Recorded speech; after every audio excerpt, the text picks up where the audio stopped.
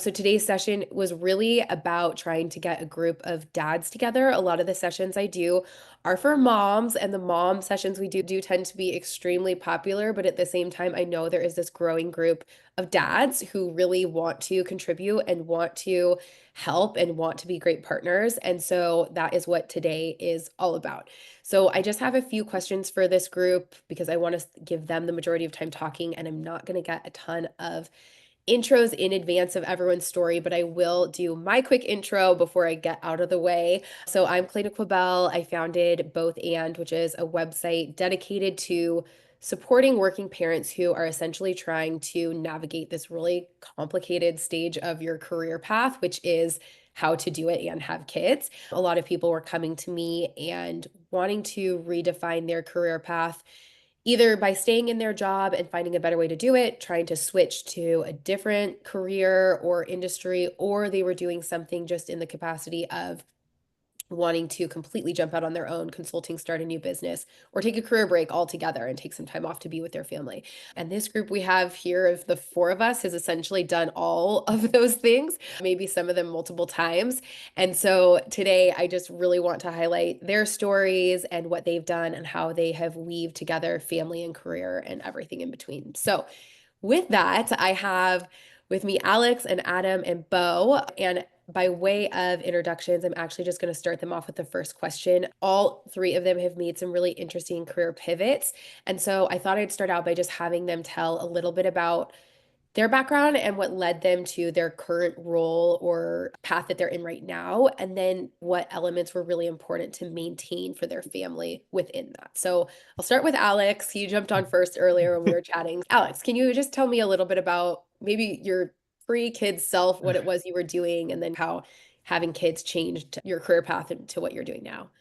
Yeah, thanks so much for having me. So, my background is in aerospace engineering. I had what I thought was the perfect job before kids. It ended every day at 3:30.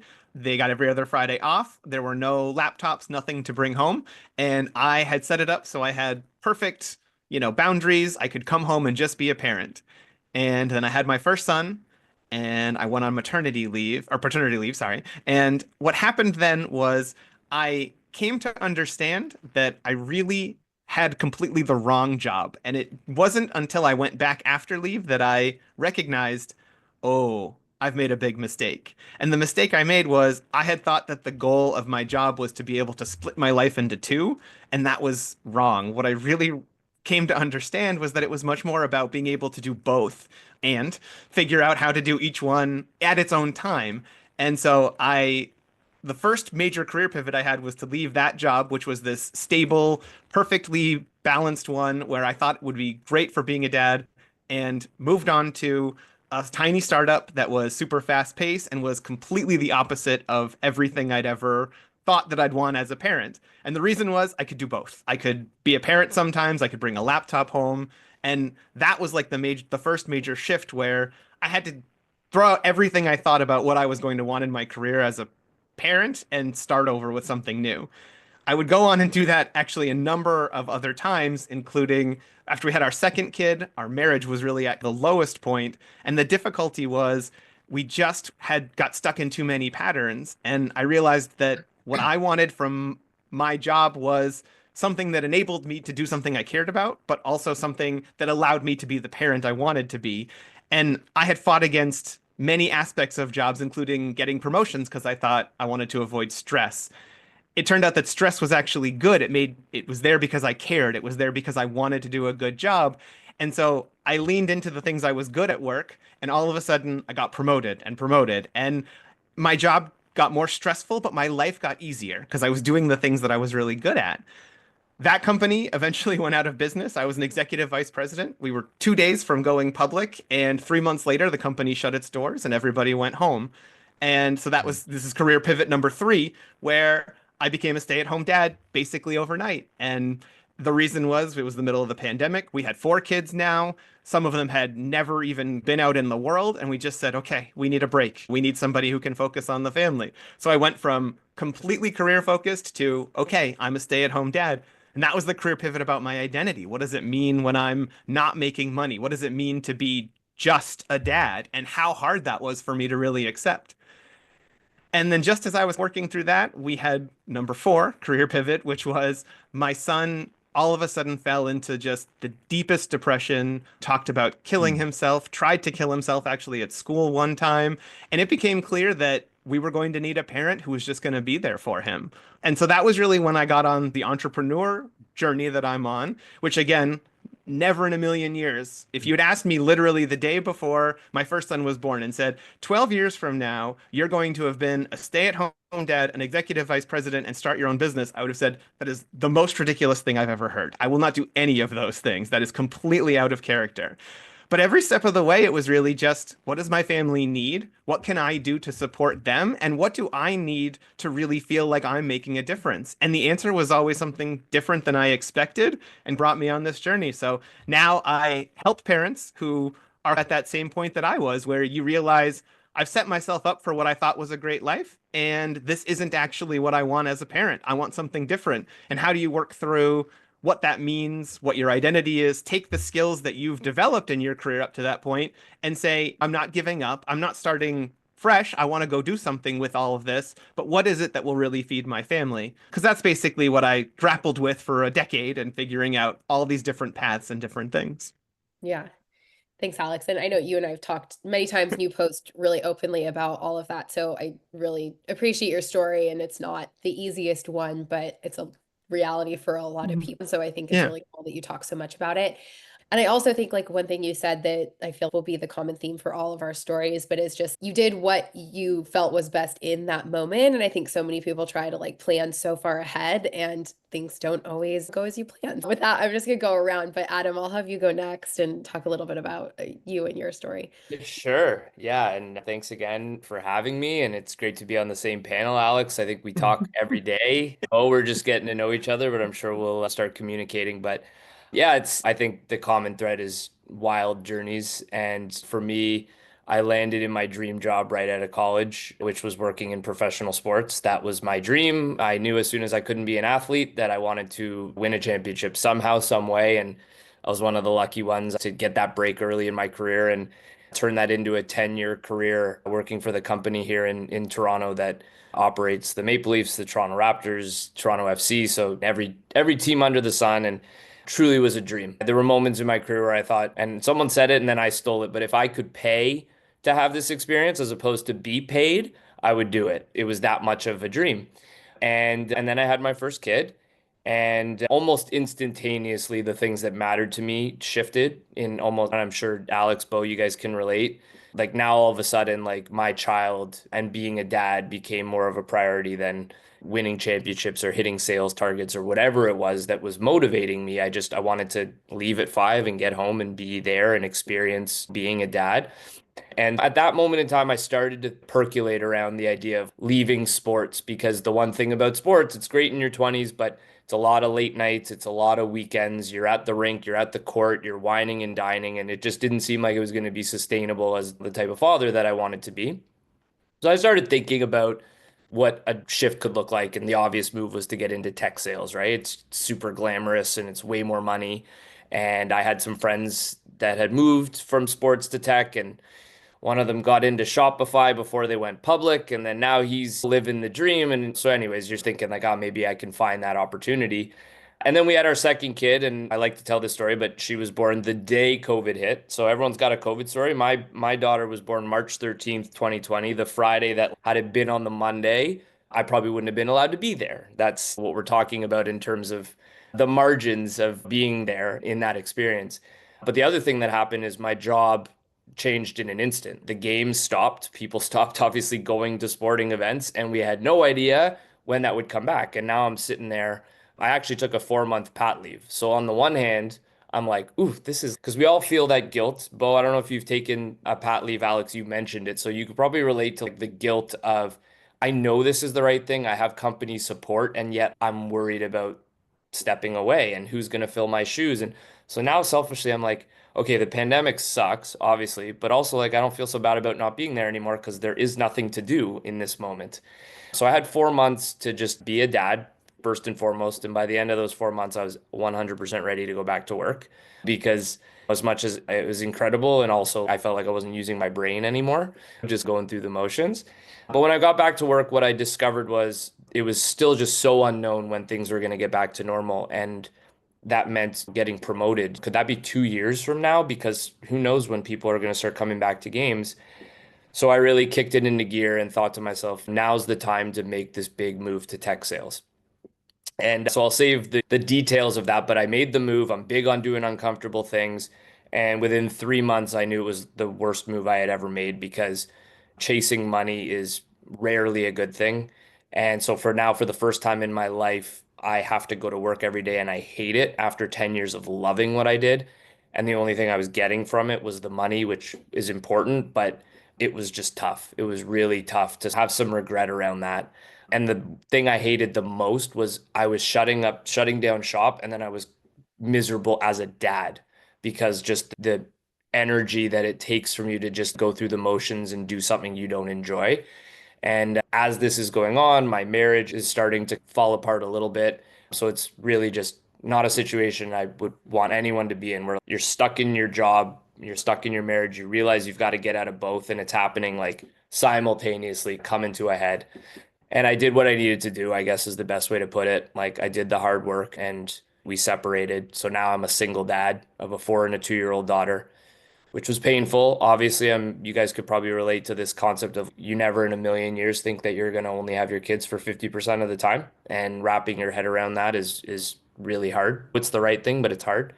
And I exited myself from the tech company as well too, and was really fortunate to land my next job at a world-class company in Intuit, QuickBooks, TurboTax, and things happen for a reason in our careers, and I believe that I was meant to work for this company because they were people first, parent first, the mental health support I received and that my kids received, like all of it was unbelievable. But what it really did for me was it opened me to coaching.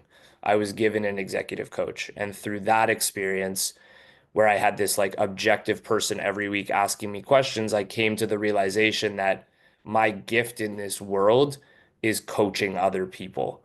And that's the part I loved about being a sales manager in the first place. And so now like that light bulb goes off and it's okay.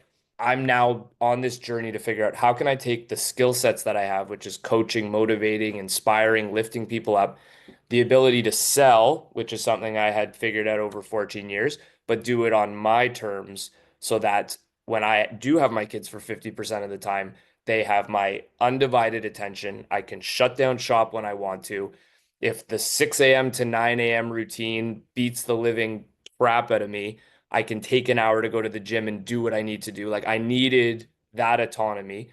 And so this is the part I don't necessarily recommend, but I went all in and I burned the boats, as some people say, and kind of set a time frame and an amount of money I was willing to invest in myself. And I went after it. And now here we are, I guess, month 7 of this journey. And I work with men who are dads that are overwhelmed, that are struggling in all the ways that I was to help them transform their lives by just taking tiny actions every single day and having that accountability of a coach in a community. And the main purpose for all of this was to be the dad that I want to be and have complete control over my life. So I tried to keep it as short as possible, but that's in a nutshell what's gone down over here. Yeah.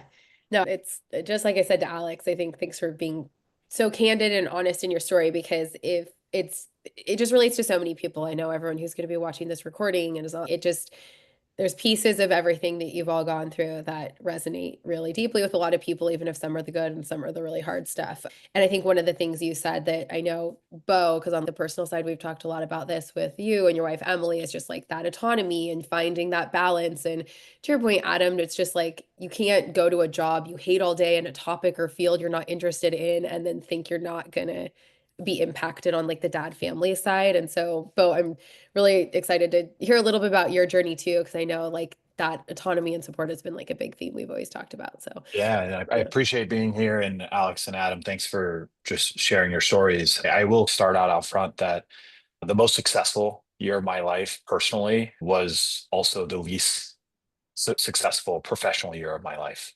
I'll start it at that. The year that we welcomed our first child, son Hayes.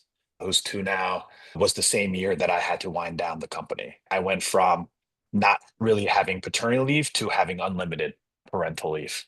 And it's very interesting in terms of how that perspective changes. I think that, and I can only speak for myself, but also for other men based off of the insights that I have. But I think that men particularly, their professional identity dominates their personal one, and how they are known, how they are perceived professionally is very important for them. And I'm not saying that is not necessarily true for women. I think that dads or husbands justify their time away from their family because they are really overcompensating on that professional identity. And when choices are made for you, right? When decisions are made for you, and what is right in front of you is a 3-month-old child, and talking to your board and major investors why you've made the difficult decision to wind down the company. It's a very difficult one, but again, knowing what I know and experience what I've experienced, I would live through that year again. And just backing up a little bit, I'm a product of immigrants. I was born in Seoul, Korea, came over here when I was 3. My sister was 1. We immigrated in 1988 to Nashville, Tennessee, and my parents were very just diligent students, but also they happened to find work here in the 80s. Both my parents were grad school students at Vanderbilt. That's why a Korean family ends up in Nashville, Tennessee in the 80s. And when growing up, my dad is also a pastor, and we grew up in a very faith-based family. Us being small in the universe was a natural theme.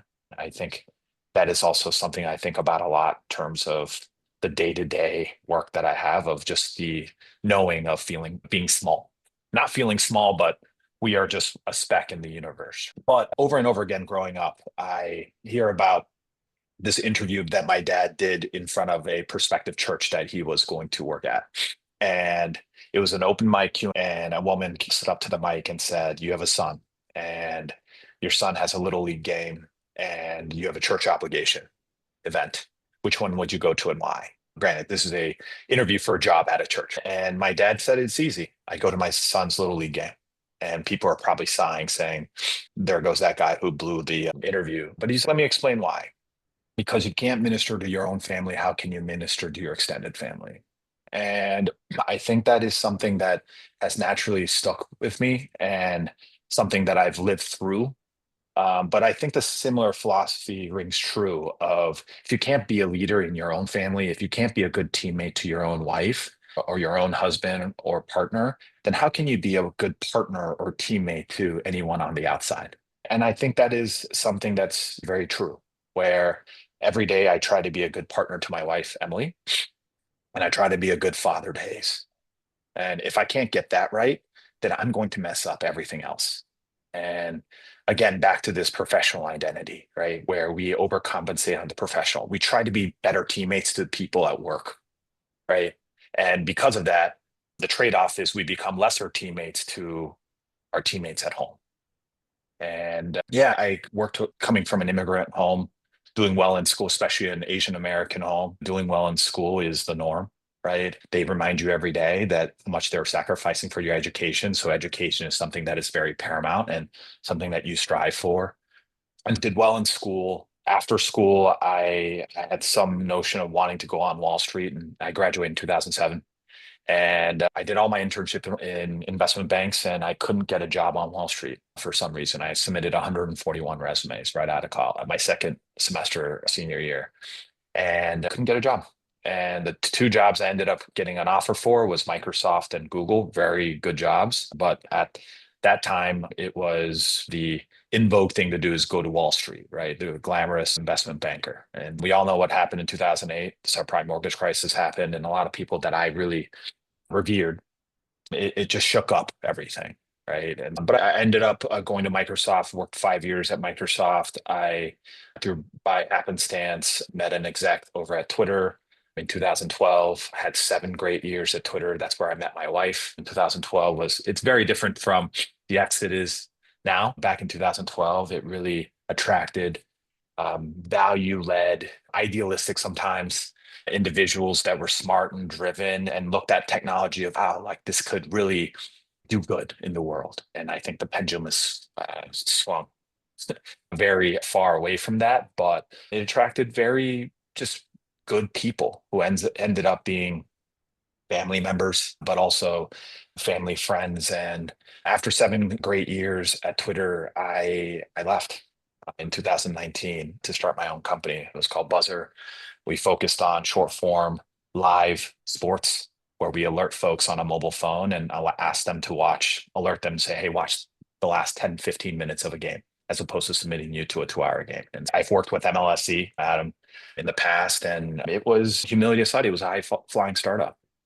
It hit the right tone, had all the network and the relationships that I'd built over the 7 year time frame at Twitter.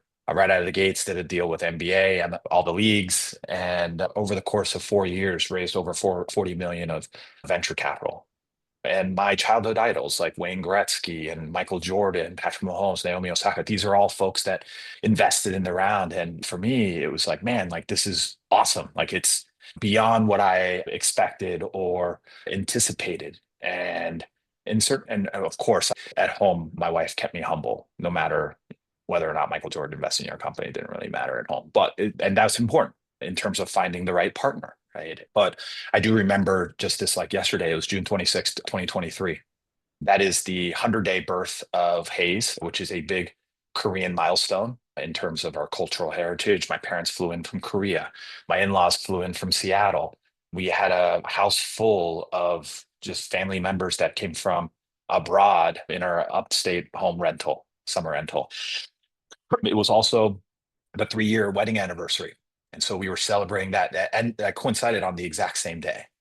And that night, I get a phone call from an investor saying we're not wiring the next round. And a crucial $10 million round just collapsed. And that night, had to make the difficult decision to wind down the company. So my wedding anniversary, the 100-day birth of my child, the wind down of a company all happened on the exact same day.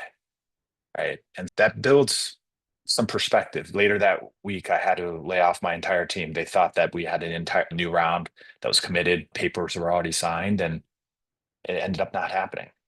And it's easy to saying, hey, I became a good dad or became a better husband because of that, and also a CEO and founder. No, those choices were made for me. And so I think that you come to understand that character isn't built when everything is going well. It's really revealed in how you carry yourself through suffering, through failure. I don't really veer away from that word failure, and again, it's something that really built me of who I am. I'm currently at a company called Transmit. We are a AI powered video startup that layers on top of sports games to create more video inventory. A little bit of a departure from starting my own thing, but I'm surrounded by amazing partners, fathers, wives, and moms and dads. I drop off my son at 3 o'clock or at 9 o'clock and pick him up at 3, and everyone's okay with that. Yes, I work in between that. It's a very family based, value led organization. And again, it's not my company. And I had to adjust to that. But it's something that the last year, coming out of one of the best personal years, one of the least successful professional years, to a very just, it's been a calm year with a lot of perspective and a lot of learning. And again, it's not balanced, right? There are days where it's 90% work and 10% family, and there are days where it's 90% family and 10% work. And I have a personal philosophy, you're never going to personally seek that 50-50 balance, and you're going to drive yourself nuts trying to seek for that. I think the best that we can do every day is that when it's 9% work and 10% family, or 90% family and 10% work, that each side understand, because we invested in both sides of it. And apologies for the long-winded intro here, but it's setting a stage of, coming off of a least successful professional year. So happy to be here. And I think we should be talking a lot more about our failures rather than just posting all of our highlights. Totally. No, and part of why I did the first question as the intro is I think you all have such interesting stories. And when I started this company both and it was really about that storytelling, right? Because I think when you're younger in your career, especially and younger in general, you look at career growth as it's supposed to be so linear, right? Like maybe you might switch companies, but it's all going to be linear and it's all going to be progress. And any job you take is going to be because it offered you more pay or a better title. And then when I met more people and heard like the real stories of their career growth, like it was never linear, right? There was always a what might have been perceived as a setback or a pause or a total shift or a blindsided layoff or like whatever it might be. And so listening to all three of your stories, like all of you emphasize, this isn't what I thought would happen, but it was all right in the moment or led to something that felt right. So I think it's really cool to hear the exact path and how it happened. And also the behind the scenes of what happened, right? Because you can look at someone's LinkedIn or resume and try to assume what the growth was or what happened. But then when you hear your stories, right, there was so much personal side that went into why and how you ended up at where you were, which is great. So on that note, though, I think like one of the things I try to focus on is like the challenges, right? And you answered some of this within it, but I would just say like maybe a short, like your immediate, what comes to your head response. It's what's been the most challenging part of navigating your new career identity as a dad? And also, have there been tools or resources that help you? I ask people this when they submit their stories to both and too, because you've navigated life as a dad, and some of you are like young kids. And I know, Alex, you have a 12-year-old, but what's helped you? Are there podcasts or their books or their community? Like what's helped? So maybe Adam, will start with you. Yeah, I think it's a great question. I think that on the theme of what's the first thing that comes to mind, explaining to people what I do. They're like, because it's a common, you go into a room full of adults and say, hey, what do you do for a living? And it's, where do you want me to start? I guess I'm a life coach, but I'm not really a life coach because I work with dads on their mindset. And so I think articulating what I do, I think I've gotten better as the months have gone on. And even so much as they say, how would you describe what you do to a 5-year-old? I don't, if you asked either of my children, what does dad do for work? I don't know what they would say. I've tried to explain to them that I've made this new decision where I help other dads every day become the best versions of themselves. And whether that lands or not, I don't know. But in terms of the tools or resources that have helped, first and foremost, like orchestrating and leading a group of dads as a primary mechanism of like employment is super powerful because as you coach yourself, as you create content, you're coaching yourself. I always say it every day when I post, like, not everything I say to do or that I think I should do, I'm doing to 100%, but it's almost like cathartic and journaling to the public and reminding yourself. It's hard to be a coach if you can't live the way that you're trying to describe to others what is the most optimal way to live. So that group is huge. I reference the book Good Inside by Dr. Becky Kennedy a lot. It was like foundational in the way that I just think through my relationship with my kids, especially through the difficult times. She's got a concept, I think she originated it. If she didn't, I learned it from her, which is like deeply feeling kids.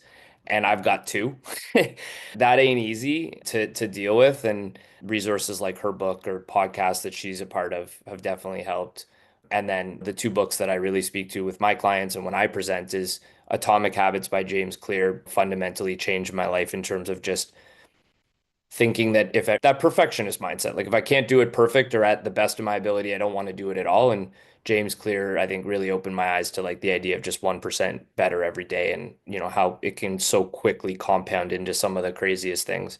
And then I'm a big fan of Robin Sharma, if you're not familiar with his work. And he wrote a book called The Everyday Hero Manifesto, which for 14 months I listened to and from on audiobook to work every day. And it just little things that the everyday hero can really channel to live a fulfilled, grateful life. I think he opened my eyes to this idea that like we chase these promotions and we chase more money and we chase external validation, kind of bow to what you're saying.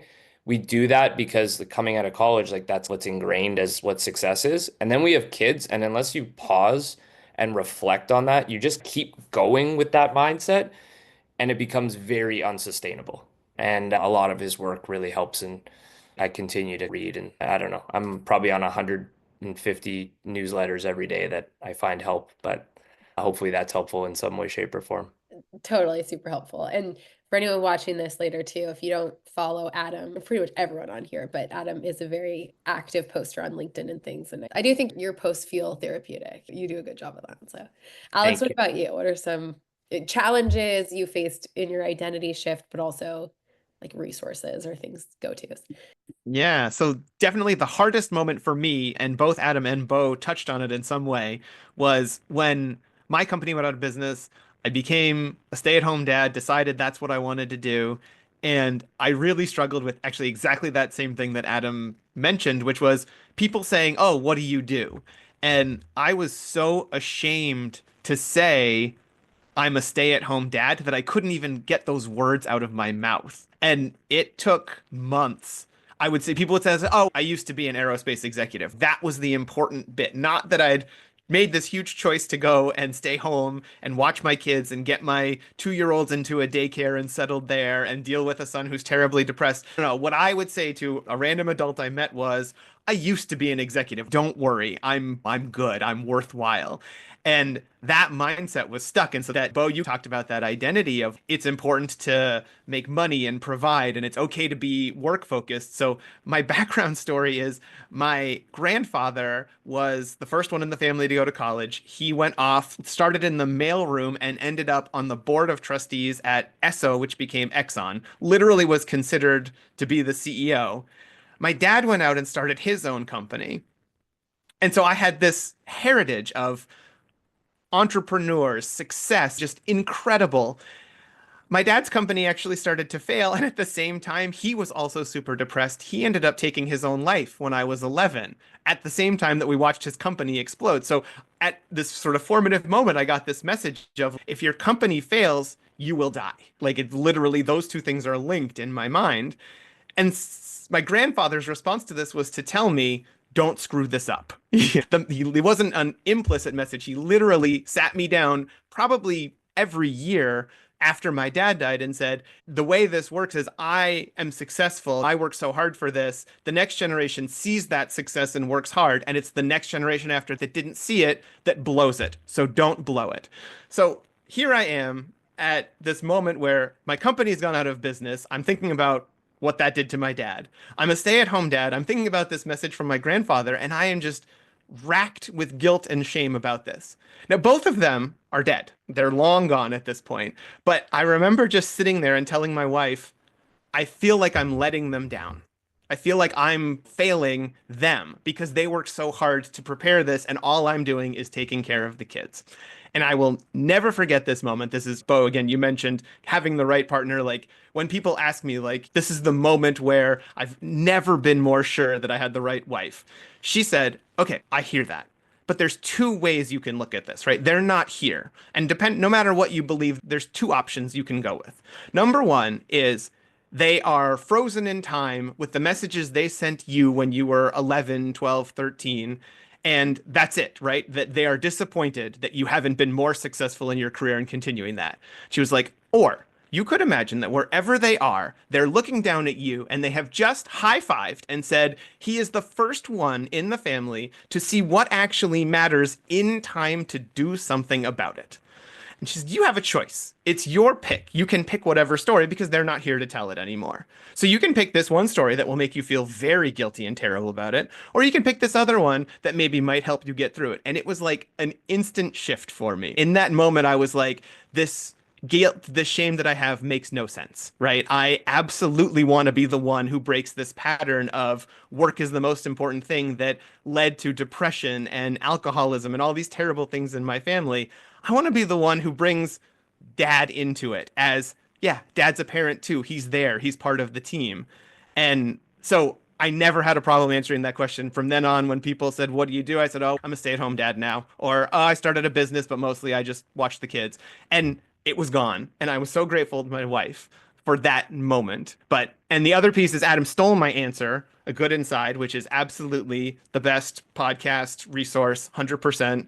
The other one that really helped me with the identity shift piece is a podcast called A Slight Change of Plans by Maya Shankar. So it's one where she interviews people who've also gone through major identity shifts, and she talks about her own story. And I just find it so fascinating to hear about these people who've had those similar moments where like you had this identity built up and then it just shattered. And what do you do to pick up the pieces to move forward with it? And the way she asks questions and learns about it, it's just so fascinating to me. So that's the one from the identity standpoint that I listen to every episode and some of them multiple times because just hearing those stories, it helps normalize it for me and those feelings that I had around it. Yeah. Oh, okay. Alex, that was Yeah. so good. I like try not to cry as you're telling your story, but that is something I think cannot be emphasized enough, though, is breaking that generational, I don't know the right word for it. It's not generational trauma by any means, that generational expectation or just concept that is so interlinked. And you need to be the way that your father and grandfather was, or the examples they had set before them. And also just in general, the talking about what you used to do, even as a woman, when I was on the break between leaving my job, I was like, oh, I was a VP. You start with what was your last most successful moment as opposed to just making your current reality be your current success. And so it's so good. I hate to even put Bo on the spot after that story, but it just, Yeah, it shook me a little bit. yeah. Yeah. No, thanks for sharing, Alex. Just reminded me of I was about to make a very big life decision. And I remember my dad telling me about an expectation, like this is like 15, 20 years ago. And I confronted him because it was going against what I think I thought of his expectation or falling short of that expectation. And I remember him saying, I never said that. And I don't remember saying that.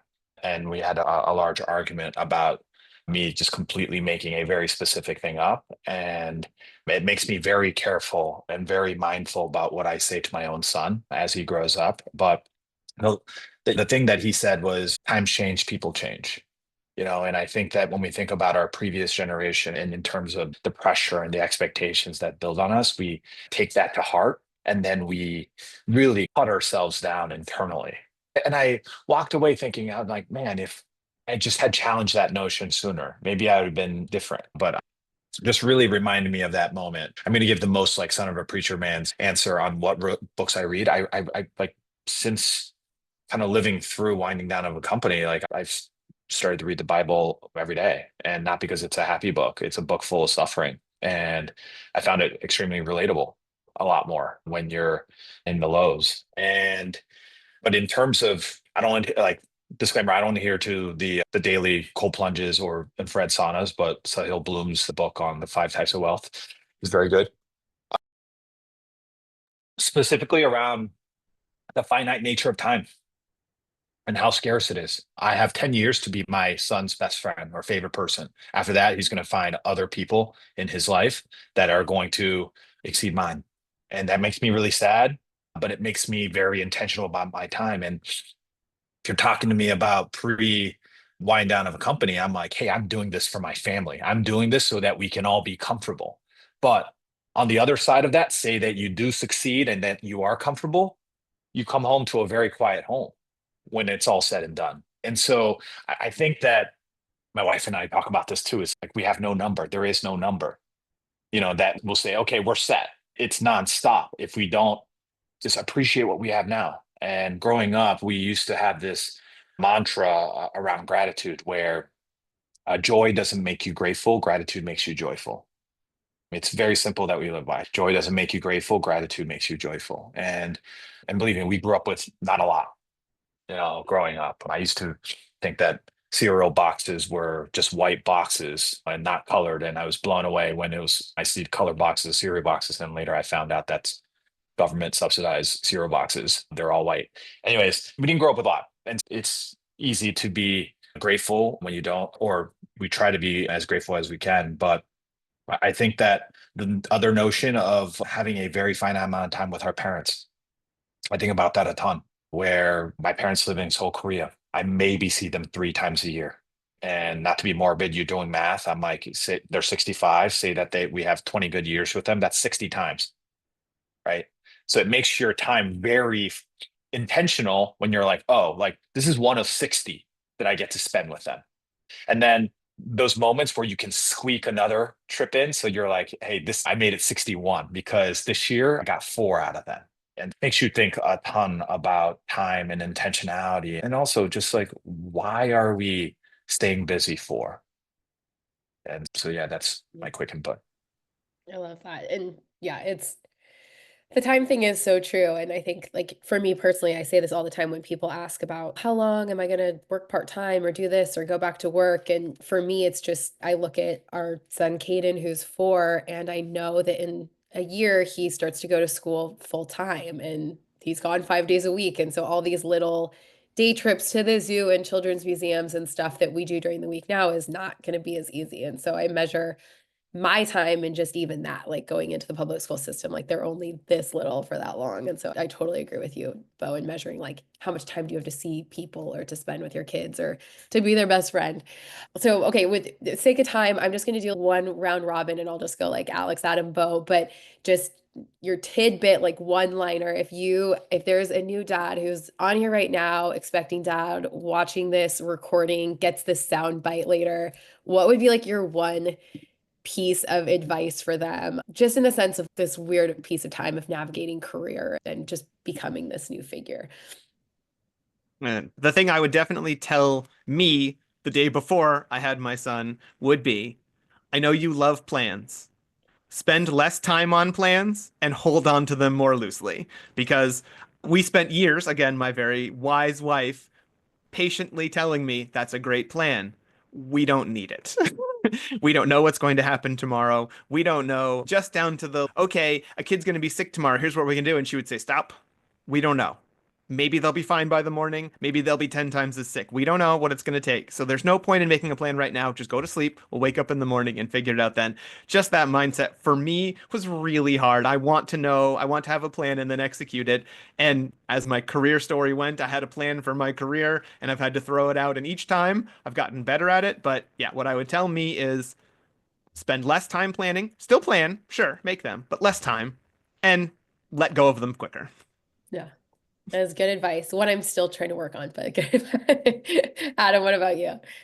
Yeah, Bo mentioned Sahil Bloom, and I've referenced him quite a bit over the last few weeks as I've been diving pretty deep into that book. And there was that one line, and I shared it, and it took off. 95% of the time we spend with our kids is happens between when they're born and when they're 18. I think it's similar to what you were saying, Bo. And so the advice I give that I wish I had learned earlier, grateful I'm learning it now, is just slow down and be intentional and enjoy. And there's different seasons of your life, and it's okay if this season of your life is not the season of pushing as hard as you can to make as much money as possible and climb the corporate ladder and seek out external validation. Just slow down. As long as I'm not saying money is important, but earn enough of it to take care of your family and then make sure that you don't go past that point of diminishing return where I think Bo said it so brilliantly. Like, at a certain point, you're actually no longer serving your family in the best way possible. And so just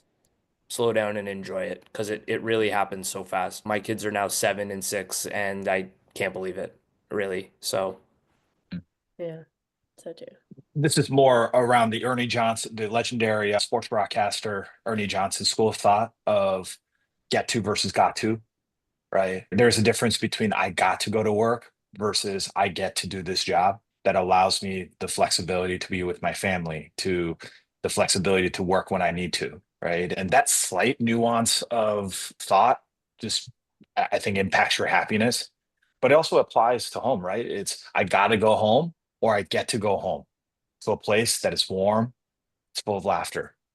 And yeah, it's when you think about would you trade places with people who are way more professionally successful than you or materially more wealthier than you?